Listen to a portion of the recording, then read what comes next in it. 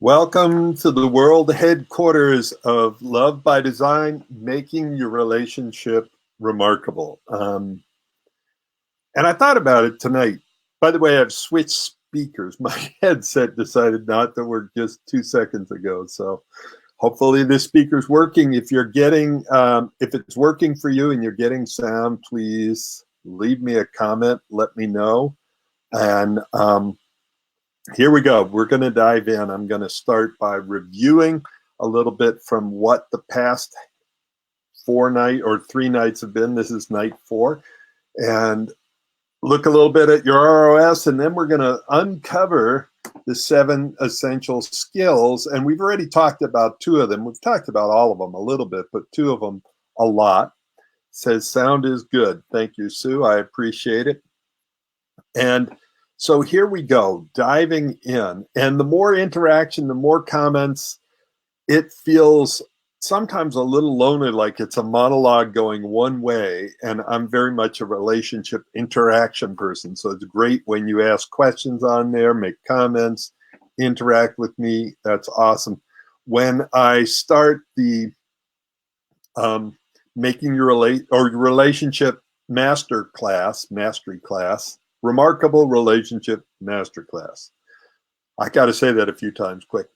Anyway, that starts in January. It will be over Zoom. It won't be over Facebook Live because I want the interaction. I want you to be able to ask me questions. We're going to practice and be able to do this live, and you'll have practice groups and study buddies. And I wanted to bring that into this time, and I haven't been really perfect at that yet. So, all right, ready? Thumbs up. Here we go. Where are you headed? Now, the important thing is, like for me, I dabble at mountain biking. So I don't have to be in super good shape. I'm in pretty good shape, but I don't have to be in super good shape. Why? Because I'm not doing it like my brother does it. He's much more intense than me. He won the he was #1 in the state of Vermont for his age category for biking, and that's not me. So my question is, where are you headed, and what skills and tools and dedication and commitment do you need to make to get you there? So it's like if you wanted to learn the grand piano and you only said, I want to learn how to play the piano like an expert, and I want to do it on 10 minutes a week. And they would say, no, you're never going to get there on that dedication. So if you want a remarkable relationship, it's going to take a certain level of dedication. So let's take a look here.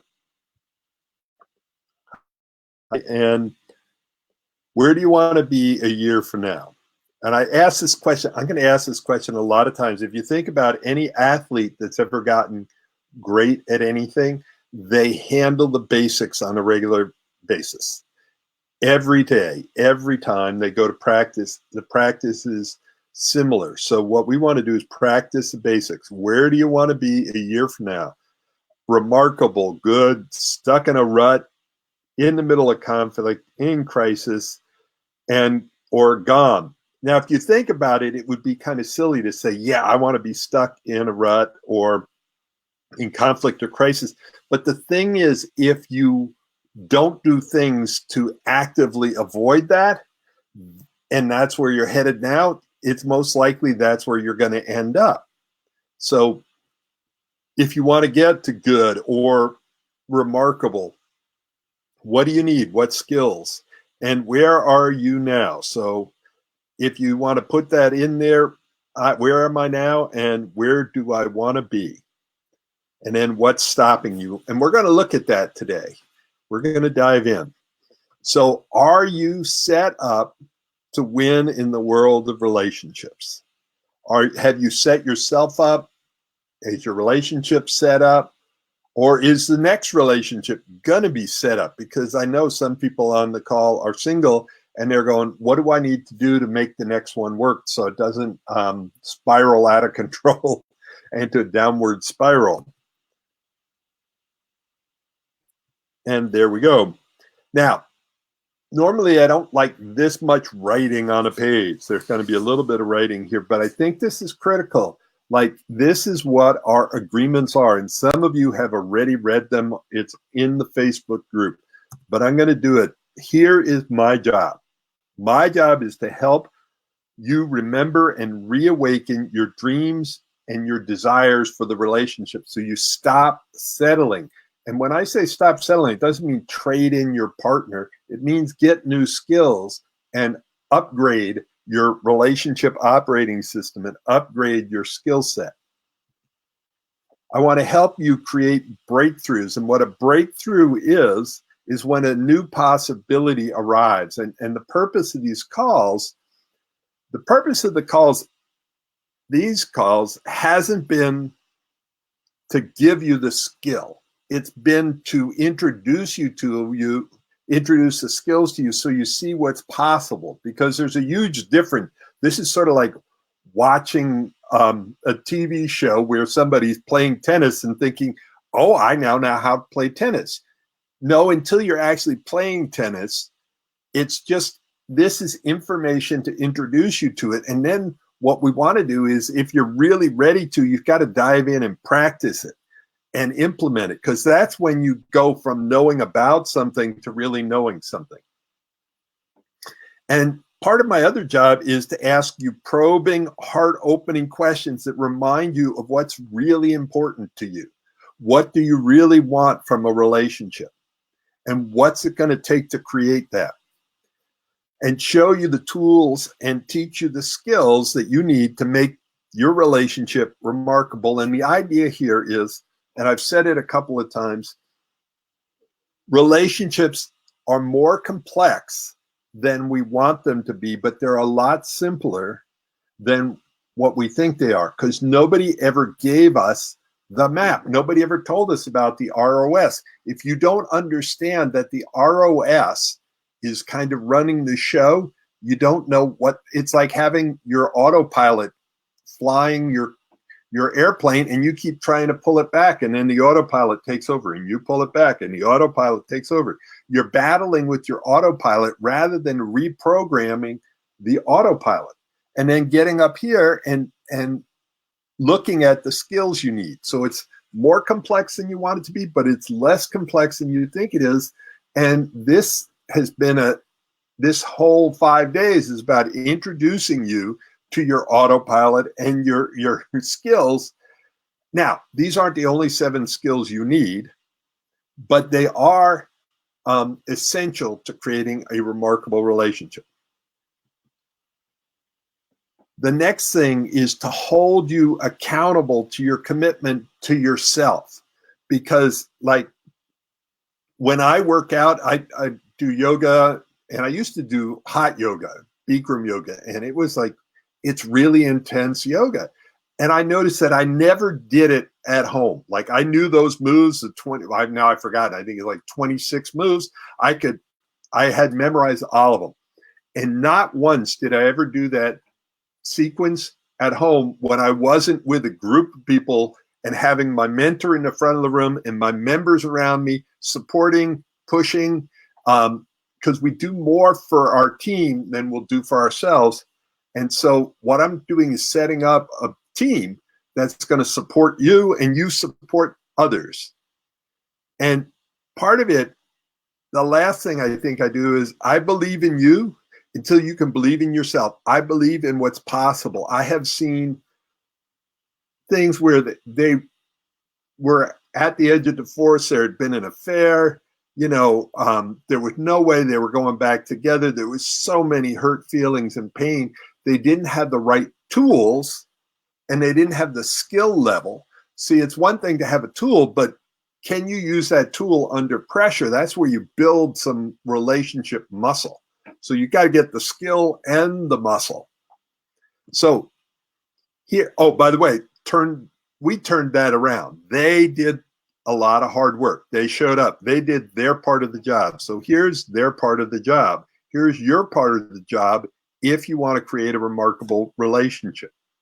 To be brave and vulnerable enough to show up and be open, and to a whole new world of, I overdid that, to a whole world of possibility for your relationship.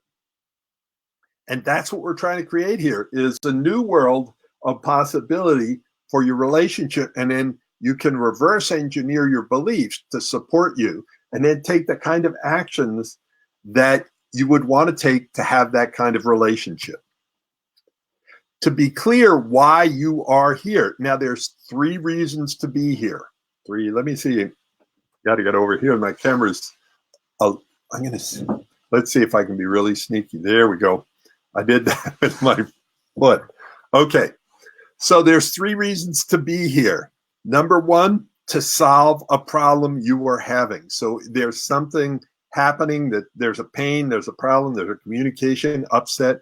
What is it? So when you're, I'd love to see you type it in there. Which of these 3? Is it to solve a problem? Or number 2, is it to prevent a problem? So like in healthcare, if somebody has diabetes or there's a family tendency towards diabetes and you don't want to get diabetes, you can say, I'm going to work on my health to prevent that problem. Or you can see that the communication is starting to break down and you want to prevent the divorce or the lost intimacy. So number 1, problem. Number 2, prevention. Number 3 is a possibility. What's possible for your relationship? And I love working with all 3. People with a problem, people with want to prevent problems, and people with that are trying to create a possibility.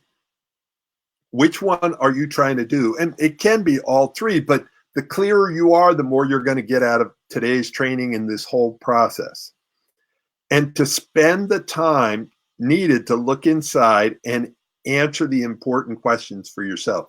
So you think about it, if somebody was a golfer, I have golfed like 3 or 4 times in my life, but some people are really obsessed with golfing, and they'll spend every free moment there reading the magazines, going and getting coached and practicing, and they're out on the tees.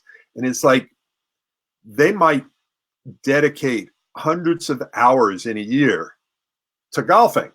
Now, if you ask them what's more important, their relationship or golf, they would say, oh, my relationship. And how many hours have you dedicated to getting coached, to workshops, to reading, to learning, to growing your relationship and improving your skills the same way you were improving your skills on the golf course? Well, most of them, a lot of them would say nothing. Why would I do that? Things are fine. Well, see, and that's the problem. They say that something's important, but how do you know it's important? You're putting your time and energy and money into something.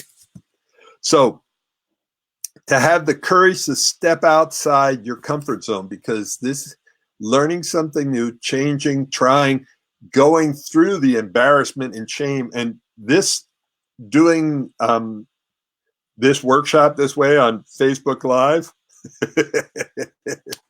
there was a strong learning curve for me, and I was so outside my comfort zone, especially when things didn't go right, like the first night when Zoom didn't hook up, and people got kicked off, and then I don't know if they ever got back, and I was like sweating and melting, and the shame monster came and was nibbling on me. I was so embarrassed that it screwed up. And most of it was sort of out of my control. It was, and it was part of the learning curve. So if you want to make your relationship remarkable and learn these new skills, you're going to go through a learning curve. So the last thing is to believe in yourself and what is possible. Oh, actually, the really last thing, this is a chance to rewrite your relationship's future, no matter how painful your past has been. What would it be like to rewrite your relationship's future? If you could have it all your way, how would it go? And you can ask your partner that too. If they could have it all their way, how would it go? And then you find this whole new world of possibility where both of you are making it magical. All right. So here's diving into how are you playing the relationship game now? And this is where are you willing to be incredibly courageous and honest? Be honest mostly with yourself, but it'd be fun to share with us. So there's 5 different levels, and what I'd love for you to do is to put in which one is your dominant one in your current relationship, and if you're single, in the last relationship. How did you play the game of relationships? And where I came up with this is I played racquetball in Colorado, and it was a little town, Estes Park, and I was, I don't know, top 10 in Estes Park.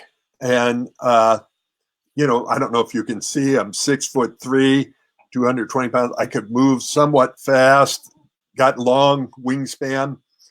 Of course, when I went down and played in Denver with like Class A players, I felt lucky. The score is 1 to 15. I felt lucky if I got a point.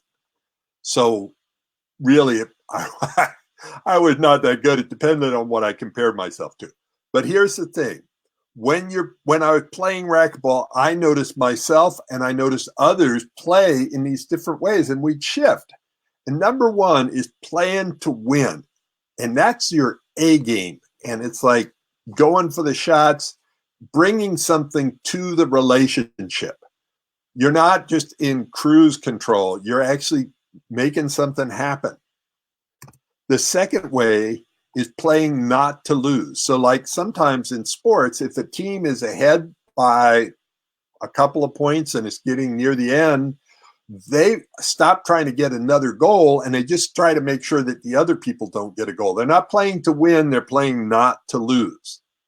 And so you're reactive, defensive, playing small, not really, you're not really following your partner, and you're not really leading either.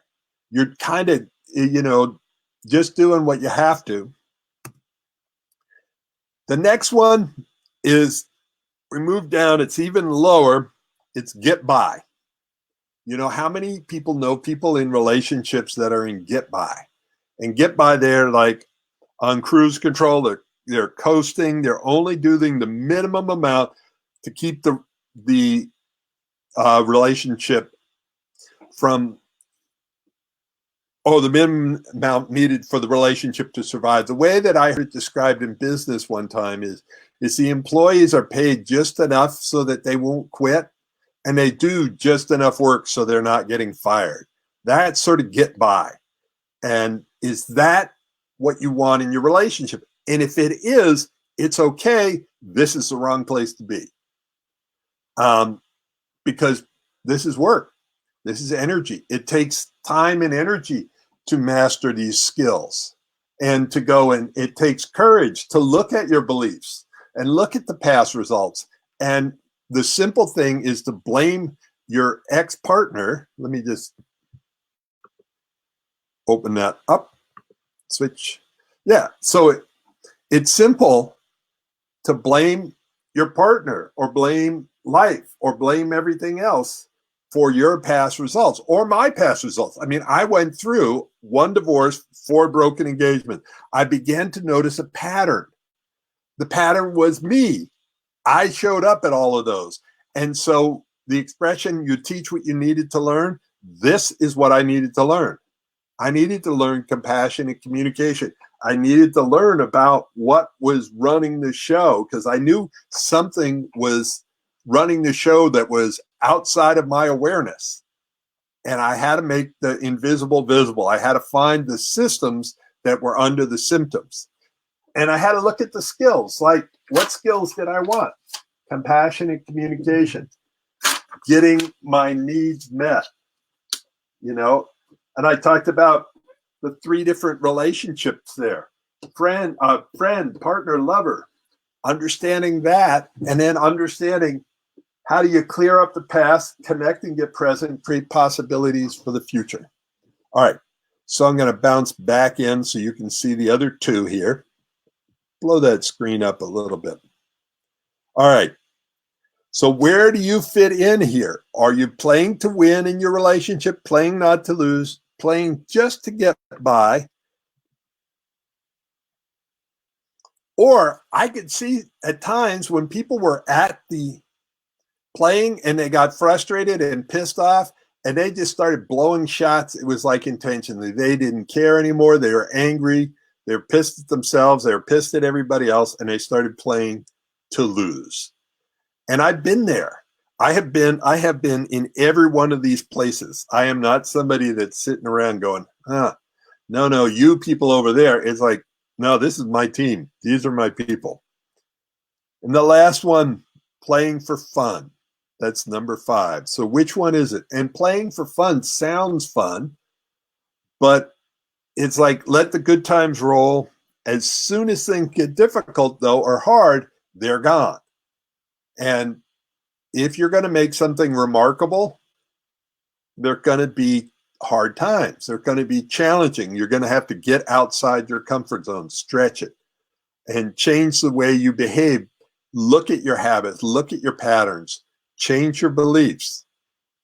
So day 1, we went through where are you now? Where do you want to be? The 3 relationship types, friend, partner, lover, how the past, present possibilities impact you.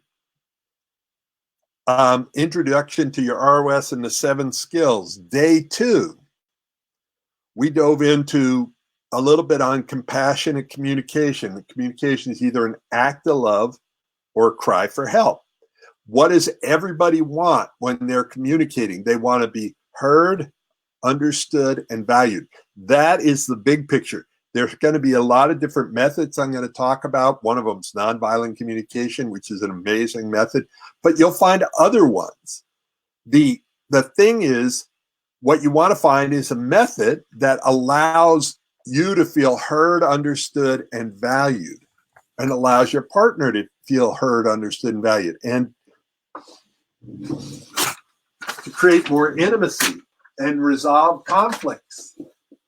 You need that kind of a communication tool, and that you can deal with differences and heal wounds and triggers and build trust. We also talked about taming your triggers, because how much fun is it to talk to somebody who is triggered? Not much fun at all. Day 3. This is where we looked at getting better and better or worse and worse. So when you're getting better and better, that's when you are staying in a state of gratitude. And that's where you head to in a remarkable relationship. Finding things on a daily basis that you appreciate about each other and letting your partner know that, not just like in your head going, yeah, I really enjoy that she did that, or he did that, that she went shopping, or he did the dishes, or, the laundry, or whatever, all those little things that it takes to be in a good partnership. The more that you appreciate them, the more connected you're going to feel. So today, set up to win. And the other thing I'm going to talk about is, can I be me and still be in a relationship with you? And tomorrow we'll do another recap, but look at where do we go from here? How do we take all of this information and turn it into transformation? Because there's a big difference between information and transformation. Now, I talked about this a little before, but Leah and I this spring, we were in New York City, and here's the deal. New York City has, this did not come out well on this one, but it says it has 840 miles of track, 472 stations, serving 27 subway lines. So to say that I was overwhelmed trying to find my way around was an understatement. So what did I need? I needed a map. And once I got the map, I could figure out, where am I now? Where do I want to go? What's the best route? So that's what we're going to get clear on now. Where are you now? Where do you want to go? What's the best route? And follow the best line.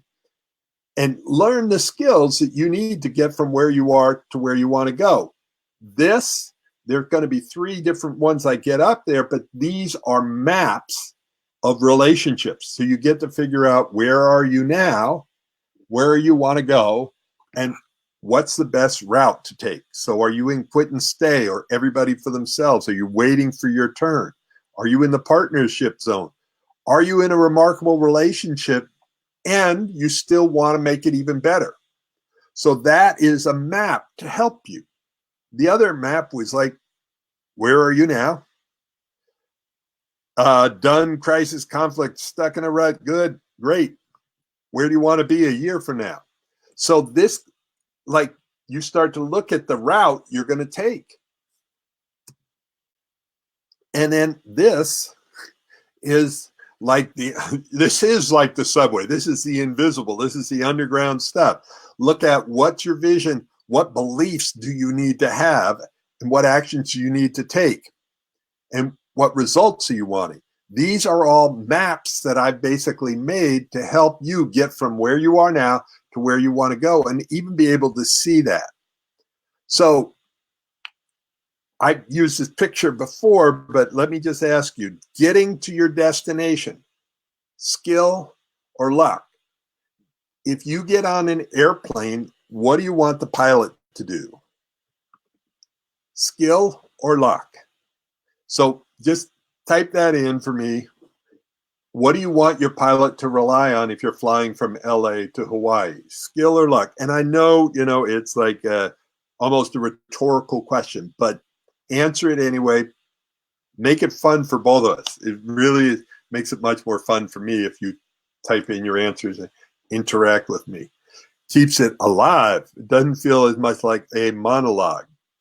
So which skills do you need? And I've flown a jet, by the way. I've flown a jet that was bigger than this one. But I only did it for about 1.5 minutes, and it was over Russian airspace. So it was a lot of fun. I didn't have a lot of skill. I had a lot of luck, and I had a co-pilot, actually I had a pilot. I sat in the co-pilot seat, and we had made friends while we were in Ireland, and he brought me up. This was long before all of the other upsets going on with airlines, but he brought me up into the cockpit and said, "You want to fly?" I said, "Yeah." So he sat me down, pointed out where the traffic was, turned off the autopilot. I made a gentle turn, turned back, and I'd flown in Alaska. I'd flown a lot of different times. I'm not a pilot.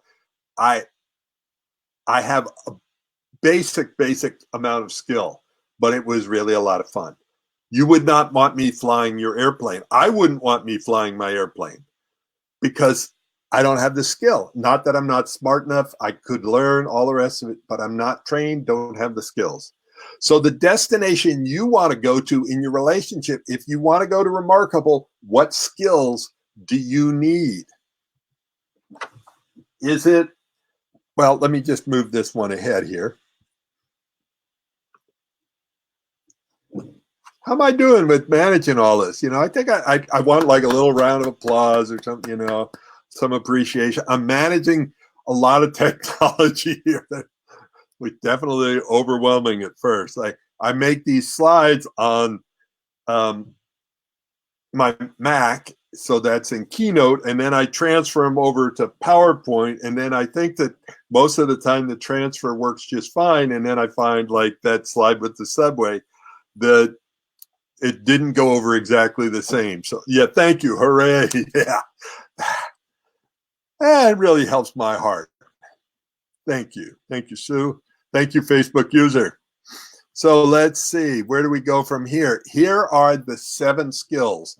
And so as I'm going back through them, I want you to look and go, we've done this before, we've talked about it before, but I want you to again look at which one is most important to you right now, and what difference would it make if you mastered it? What difference would it make? Thank you, Kelly. All right, so which one do you think we ought to start with first? Compassionate communication. So what would your relationship be like if you could listen so that your partner feels heard, understood, and valued? And how could, in even if you're upset or it's a disagreement, can you stay connected? I'm going to dive into that a little bit more in one of the future slides, but how important is compassionate communication to you? So to me, it's one of my dominant ones. The second one, getting your needs met. How important is getting your needs met to you? So if you want remarkable, or however you would describe that, outstanding, extraordinary relationship. If you think about an extraordinary relationship, it's an ordinary relationship with extra. So what is that extra? Getting your needs met, compassionate communication. This one here is a critical one. Conflict resolution. Are you able to resolve conflicts? So when I talked earlier on one of the other calls about me being a whitewater kayaker, one of the most important skills, if you're going to go on class 4 or 5 rivers, which, you know, the scale 1 is flat lake, 2 is river with a little current, 3 more current, rocks, a little bit of danger, you can get hurt in a 3. 4, you can really get hurt if you don't know what you're doing. And 5, you can get killed. You can get killed on a 3, but it's a lot easier on a 5. The number one skill is learning how to roll or recover quickly. So in a great relationship, it's not that my relationship doesn't have conflict. It does. I'm just getting better and better at resolving them quicker because I'm focused on building my conflict resolution muscle. And also the other thing about this is I'm knowing when I'm running on reserves. So if I'm running on reserves and don't have a lot of internal resources, I will avoid a conversation that is likely to trigger me until I have more reserves. I'll say, I'd love to be able to talk to you about it, but let me go for a walk and get calmed down. Let me do something to recharge my battery some way so I'm set up to win, not to fail. If I try to go into a big conflict on empty, it's very likely to get worse and worse rather than better and better. That makes sense. This one here is also a critical one. We all get wounds, and the more wounded we are, the more triggerable we are. And wounds don't just go away by themselves. There's lots of scar tissue, and we make up beliefs and stories. And it's really important that we work on our wounds so that we get better and better, not bitter. I've had plenty of people that I've talked to that had something go wrong and they got bitter rather than better. So getting better is a conscious choice. Getting bitter is a normal process. So I really like that one. And what would that one be? Trust building. So do you actively build trust? And one of the ways to build trust is making and keeping agreements. And part of it is, do you trust yourself? Do you make and keep agreements with yourself? So like it's when you decide you're going to quit smoking or go on a diet or work out, and you make those choices, and then you don't keep your word with yourself, you stop trusting yourself. So can you trust yourself in a relationship, and can you trust your partner? Oh, all right, I know this is kind of just what is. My baby's checking in. He's lonely. He's been sitting here being good. Oh, say hi. The cat is right here, and the dog has been right here. It's like almost every night for the Facebook Lives, he comes and wants to be. He's very good at getting his needs met, and he's pretty good at compassionate communication. He comes over and gives me a look. So, by the way, this is Leo, and this right here is Flopsy. And Flopsy and Leo tolerate each other. They don't necessarily get along. Okay, so thank you for indulging me there. The next one over, I think this was, hey, you guys, stop that. That was me doing conflict resolution with the animals. This one right here is about the 3 shades of intimacy. Do you remember what they were? They were emotional intimacy, physical intimacy, sexual intimacy. It's a process of learning about all 3 of them. There are 3 very different muscles to build and 3 different skills to have. So it's a practice. Which one of these right now, and I'll give you the last one, is most important to you? Dealing with differences. So just type in which one do you want to work on.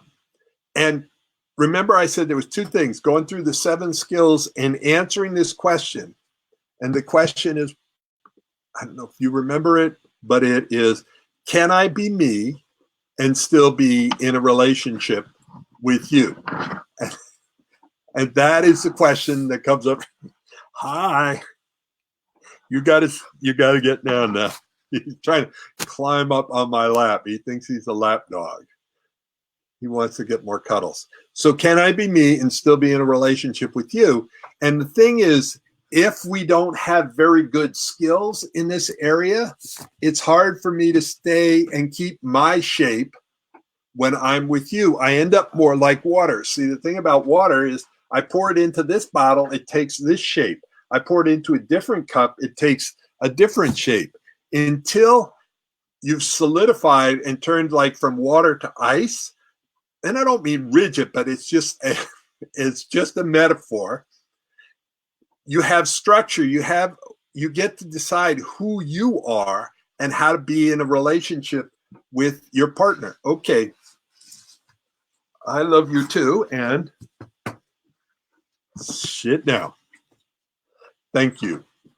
So can I be me and still be in a relationship with you? Well, the more that I understand who I am, the less likely I'm going to be like water and take the shape of someone else. There was a great movie with Julia Roberts called The Runaway Bride. And the thing about Julia, each time she got engaged to get married, she would take the shape of who her fiance was and who he wanted her to be. And she never knew who she was until almost the end of the movie. She started learning about herself. And I think it was Richard Gere was with her, and he laid out 4 different sets of eggs. There was scrambled eggs, there was poached eggs, there was eggs sunny side up, there was soft-boiled eggs.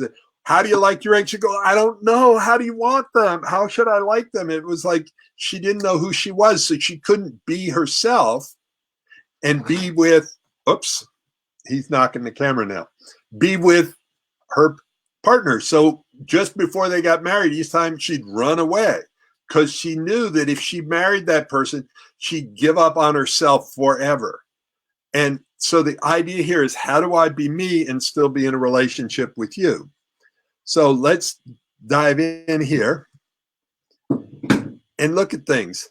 So to get here, I don't know where there is. I basically just got a shot. I say it's Wimbledon. To get to Wimbledon, you know, to become remarkable, you have to start somewhere. And I absolutely love this picture. And so what I want you to do is have this young kid's joy in playing tennis for the first time. And so this is a master in the making. And what you want to do is have his sort of joy in learning these new skills, because it could be easy to have some beliefs that you should know them, or you don't want to be embarrassed, or you don't want to do it wrong. And unless you're willing to do it wrong, you'll never get it right.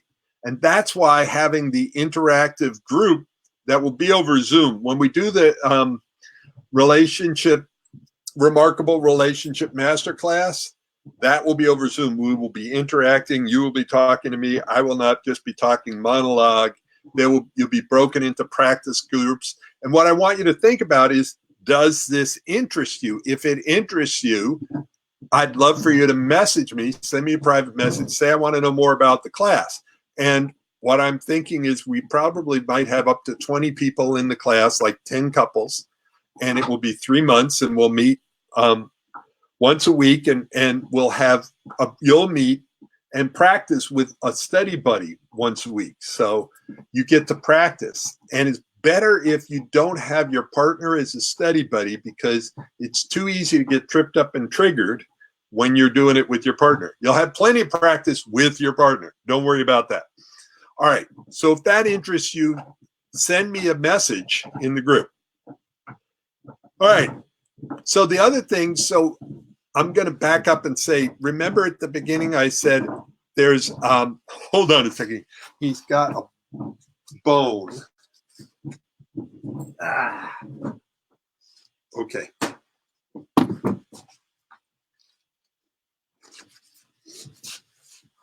Him chewing on the bone, I was afraid that noise would get through in the speaker, and it didn't meet my needs, so I gave him something else to chew on. All right. So in the beginning, I gave you a map. So there's a map, and then there's methods, and there's mastery, and here is membership. Going to a gym, you're building your muscles. I was on the M's. I just went right through. Here is, and how do you build your muscle? You go to the gym, you work out. You find out which skill you want to master, and you work it out. Now, what are you working out? You're working out a skill, and you're working on a method. Now, remember I talked about the eggs? I'm very clear what kind of egg I like. I don't know. I probably said on this call even before, one of these, I like soft-boiled eggs. Now, the place, I think it's called Trailslide, that I eat a lot of breakfast, they cook my eggs, and they screw them up about 70% of the time. Now, they're much better cooks than me, but I make much better, more consistent soft-boiled eggs. Why? Because I have a better what? I have a better method. I have an egg timer. My egg timer, almost 100% guaranteed, it produces a predictable, desirable result. Like, it comes from the outside in. You see it's white at the outside edge. Well, when that white, this yellow area turns white right to the medium line, that's when the eggs are done. Run them under cold water. It's predictable. There's a 4 steps to instant intimacy process based on the nonviolent communication. You can create instant intimacy with almost anyone in almost any situation. I have taught this from the Ropa University professors and staff, and these are people who train psychologists, counselors, therapists, to prison inmates. And does it work with everybody? This timer doesn't care whether I'm a professor or an inmate. It works for everybody. Now, the methods that I teach are not going to work for everybody all the time, 100%, but they're the best methods I've ever found after 25 years. So that's what I want to do, is set you up with those. Now, one of the things about mastery, which is what we're talking about, mastery of the different methods, mastery of the skills, is you have to start at a baby level. Now, when I was learning how to surf in Hawaii, this is not my surfing group, but this is exactly what we were doing. And I was embarrassed because here we're on a beach on Kauai. It's a beautiful beach, all these beautiful people walking around, and I'm lying on a surfboard in the sand pretending to paddle. And, but that you needed to get somewhere. This is how you master a skill. You start where you're at. So I'm going to blow this up because I just want you to be impressed, all the way impressed. So when you practice enough, here is what you're able to do. If you want to ride the big waves, you need a mentor. So I got me a mentor up in Hanalei Bay, and there you go. Oh, wait a second. Maybe not. Oh, there you go. Sorry about that. That first one was definitely not me. But this felt, when I caught this wave, it felt like about the same as that big wave.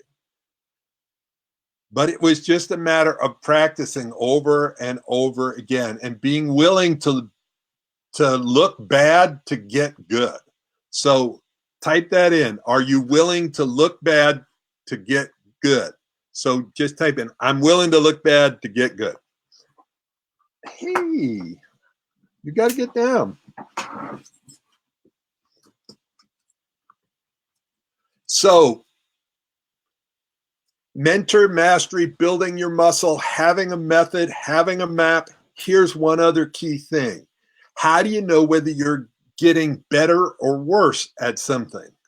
So if you think about it, how many of you are parents? You can raise your hand, wave, about, whatever.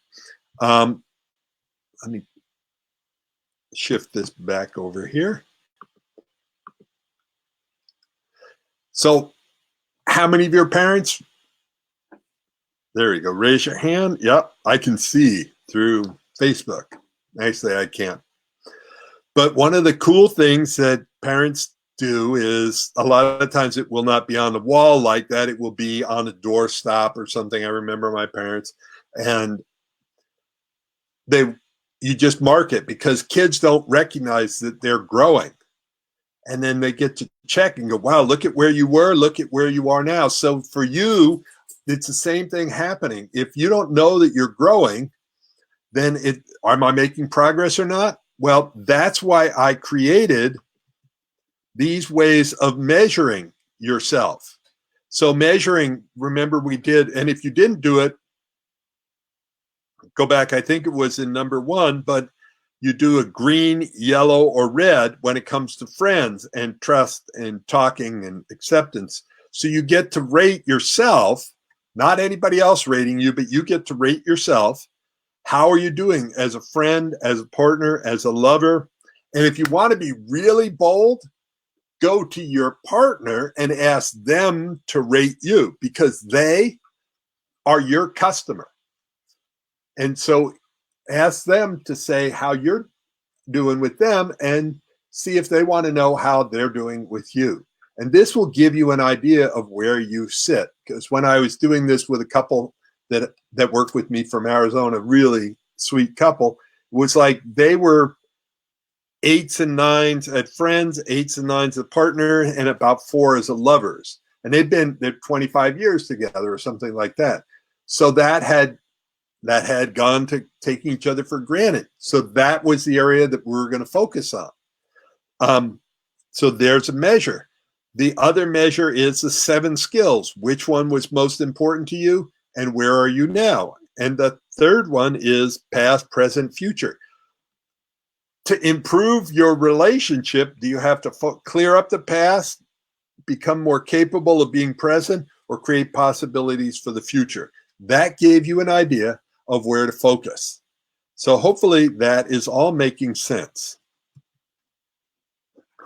The last thing here is this is Bikram yoga or hot yoga. And this is the type of yoga that I did. And it is hot, it is sweaty, it is uncomfortable. And all the time that I did that yoga, I think I've already said this, Leo, stop moving the camera. I never did it by myself at home. I had to be in a group. There was membership. So that's why we got a membership set up so that you can do the practice group. Hey.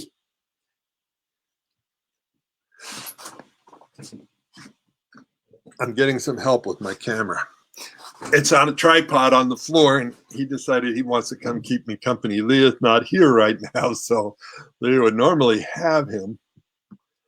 This is the power of membership. You're going to do more for somebody else than you'll do for yourself.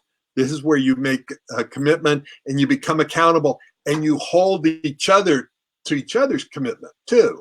Like on a team, you hold each other accountable to excellence. So that's some way of helping you grow. Now, the big question, can I be me and be in a relationship with you? And we talked a lot about that already. But what are the right tools? Oh, well, sorry, that was a little glitch there. Not really. What are the right tools worth? That's probably the wrong way of framing that one. But can I be me and still be in a relationship with you if I have the right tools and if we've had the right conversations and if we're headed in a similar direction and we can have compassionate communication about our differences. If we're not able to have differences in the relationship, Leo, hold on. Sorry, everybody.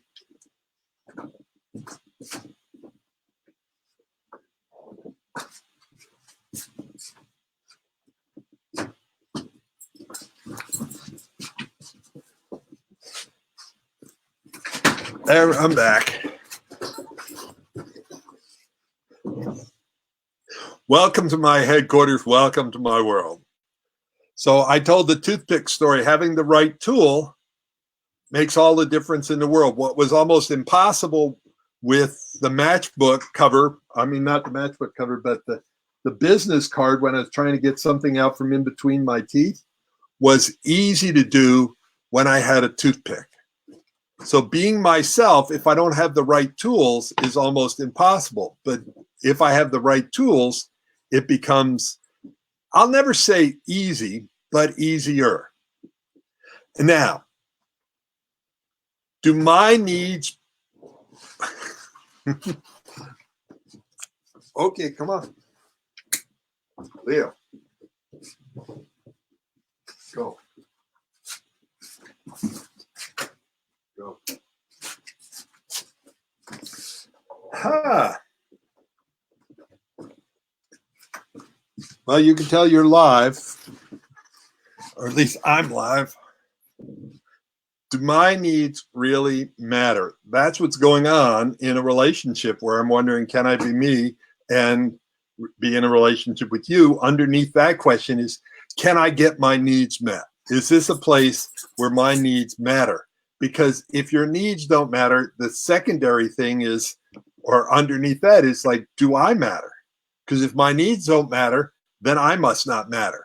And if I don't matter, what am I doing here? So part of getting your needs met, I've talked about a lot, is how effective are you at communicating your needs? And how comfortable are you at even having needs? Remember I think it was the last day that we did it, we talked about needs, and there's needs shame, needs embarrassment, needs embrace. Which one is it? Because if you're ashamed of having needs, you're going to communicate in a way that's probably going to create a lot of resistance. You're going to be demanding, and you're not going to see your beautiful needs as a gift. So it's about taming your triggers, getting your needs met, being less triggerable as you go for getting your needs met. And your partner, come on. Boom. Okay. We kind of, another bumpy segue there. Sorry about that. But what happens is if our partner is triggerable when we try to talk about our needs, because if they haven't made friends with their needs, here's how they react. Why should you get your needs met? I'm not getting my needs met. And they get triggered. And if we can't handle with triggers, we end up, they get triggered, we get in this battle. And here's what happens to communication. It goes below, this is called below the line or above the line. And what happens is when things go wrong in a relationship or in life, here's where we start. We start in denial. You look at a lot of politicians right now, without pointing too many fingers, there's a lot of denial going on. And when denial doesn't work, there's a lot of lay blame. They're pointing fingers at each other. Then when that's not working, we justify it. Well, the reason I treated you the way I did is because of this. Then what happens internally is if I can't justify away something, I end up feeling shame. And the next step above shame is quit. I just want to quit. So denial, lay blame, justify, shame, quit. And then above that line is where people take responsibility. Yes, I screwed up. Yes, I was late. Yes, I broke my word. Yes, I cheated. Yes, I did whatever, taking responsibility for it and responsibility for the impact and creating a new possibility. And creating love and trust, because above the line is where you're creating the future. Below the line is all about the past, and the BSW down there at the bottom. And let me give you a bigger picture of this, just so you have it. The BSW is bad, stupid, wrong, because if you want to create resistance in communication, let your partner know how bad, stupid, and wrong they are. And all you'll get is resistance, resentment, regret. So part of what this is overriding the normal instinct, because I still go through denial, lay blame, justify, shame, quit. Sometimes it takes 5 seconds, 10 seconds, sometimes minutes, sometimes a lot longer. It's normal to happen, but what I try to do now is not open my mouth while I'm still at the bottom down here, but wait until I get up to above the line before I start talking. Hopefully that's making sense to you. It's simple, it's not easy. Now, here's the other part of this. Can I be me, still be in relationship with you, and what skills do I need to do that? This is sort of a bell curve. It's not exactly perfect, but at the top, totally resourceful. Down at the bottom, reactive in 2 different ways. So what I want to do is I want to ask you and have you type it in here, type in your answer. When you get triggered, when you get in a confrontational situation or a challenging one or emotional one, when you get in the confrontational situation or when things aren't going your way, what is your go-to position? Now, one go-to position, if you're really resourceful, is to be courageous.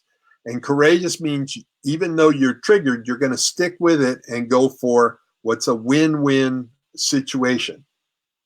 Now, courage, I've said before, it's from liqueur, from the heart. So can you, even when you're upset and triggered, come from the heart? If not, you're likely to come from one of these other 2 places. Now, one of them is combative, and that's where win-lose. And in combative, it's like my needs matter, yours don't. I don't care about your needs. All I care about is my needs. This is the role of the dictator. They are going to get their needs met at any cost. Then on the other side is the collapsed, and that is sort of the martyr, and that's lose-win. Your needs are more important than my needs. And embarrassingly, and let me turn this so you can see the ROS again.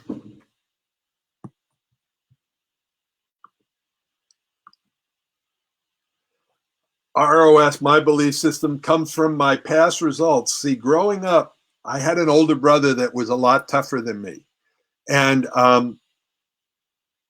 if I ever even tried fighting back, he would like beat me into submission and till it was like breaking you.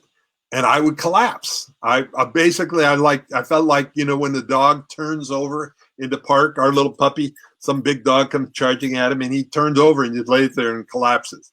Now, it's fine as a puppy.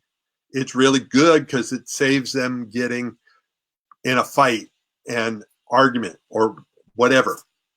But in a relationship, collapsing isn't a really healthy thing. And I realized that I still do it periodically. If I get confronted with enough energy, sometimes I'm courageous. I'm courageous probably 60% of the time. 30% of the time collapse, 20 or 10%, I get combative. So where do you go and where do you want to go? I'm wanting to spend more of my time. I'm developing, that's at the gym. I'm developing my courageous muscle, courageous, compassionate, connected, curious. That's all right in here. I'm curious about what my partner is really talking about. Rather than going into trying to protect myself, I want to find out what they're doing. And this, you meet conflict with compassion, and you're voluntarily vulnerable, which is one of the most courageous acts you can do. Down there, I already said this, your needs matter, mine don't, or my needs, if you're the combative, my needs matter, yours don't. And I think one of the other distinctions I can say 100 times, excuse me, is that all communication is one of two things. And I showed a translator there, an electronic translator. I don't have one. I just had an ad for one. There's an electronic translator that basically you press a button and it translates. Now, if I had one in relationships, it would translate almost every communication into one of two things, either an act of love or a cry for help. If I can do that, if I can hear what sounds like an attack, a complaint, a criticism, sarcasm, something like that, if I can hear something like that and turn it into an act of love or a cry for help, it transforms the way that I behave. Oops, this one, I'm going to bounce past this really quickly. Sorry, this slide in the wrong place.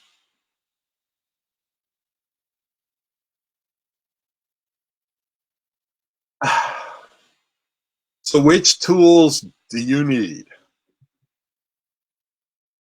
And what do you want to do with those tools? And if you had those tools, could you be you and be in a relationship with them? So, hey, I'm going to jump by this one too. Sorry. This is feedback from different people. So I am wrapping up tonight the 7 skills we touched on. We didn't dive in totally, but we touched on them because I think for me to teach them, it takes a little more interaction. But trust, needs, intimacy, conflict resolution, dealing with differences, wounds and triggers, compassion and communication. What would it be like to master those, to take those on and really do your relationship push-ups where you practice them on a regular basis and go through the awkward and discomfort part? Because see, here's the thing. What you do under pressure is whatever you've practiced. So if we practice these tools, that's what's going to happen under pressure. And if you don't practice the tools, you're going to go back to your old habits, patterns, and beliefs. So it's important to set yourself up to win and practice these tools. Tomorrow, I'm going to kind of do a summary of everything and look at where do you want to go from here. I may not be the person you want to train with, or I may be. If it is something you're interested in, we can have a conversation over something very archaic called the telephone. And I can answer your questions. You can look and see whether or not this feels like something that would serve you. So in closing for tonight, what did you get out of tonight? We talked about having a map, having mastery, having the muscles, getting a mentor, having a measurement system, creating membership. There were a lot of M's in there. I was on it. Oh, and building your relationship muscle. Are you set up to win or are you set up to fail? We talked a little bit about all of the 7 relationship tools and how they fit in together. A lot on compassion and communication.